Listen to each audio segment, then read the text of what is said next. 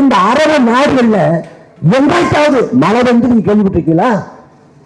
அரபு நாடுகளில் மழை பெய்வதே அபூர்வம், அதிசயம். நம்ம ஊர்ல மழைக்காலம் ஒன்று இருக்கு, கார்த்திகை மார்கழி இந்த மாதங்கள்ல மழை பொழியும். ஆனா துபாயில மழைக்காலம் காலம் இல்லை. சவுதி அரேபியாவில் ஆறே இல்லை. இந்த வட்டாத ஜீவநதின்னு சொல்லப்பட்ட பல நதிகள் ஓடுது. ஆனா சவுதி அரேபியாவில் ஆறே இல்லை. ஆனாலும் மக்கள் வாழ்றான். தினந்தோறும் குடிக்க தண்ணி பயன்படுத்துறான், குளிக்க தண்ணி பயன்படுத்துறான், மற்றது தண்ணி பயன்படுத்துறான். தண்ணி எங்க வருது? தண்ணி எங்க கிடைக்குது? இத்தனைக்கும் அங்க ஆடுறது மக்களால் தெரிவு செய்யப்பட்ட ஆட்சியாளர் இல்லை. துபாயில கட்சி இல்ல, அரசியல் இல்ல, தேர்தல் கிடையாது, எதுவும் கிடையாது. அங்க ஆள்வது ஒரு மன்னன், ஒரு ஷேக்.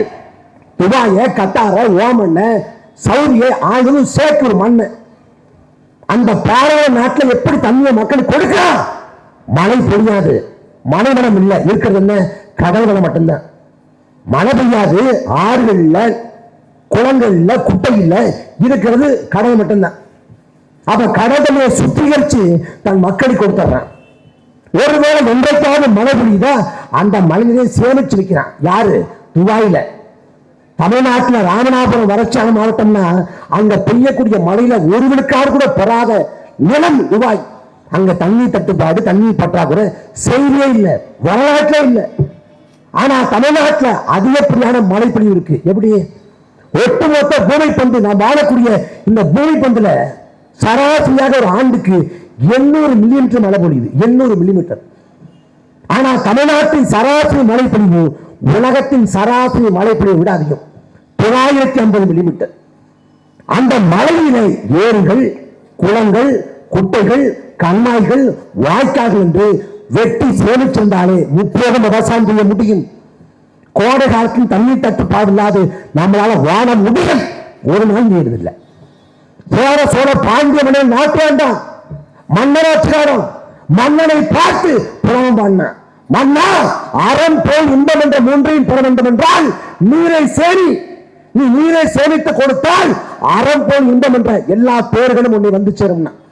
அதுபோலவே மன்னர்கள் நீரை சேமிச்சாங்க. எப்படி? காவிரியை கொண்டாடித்தான் சோழ, வைகையை கொண்டாடித்தான் பாண்டிய.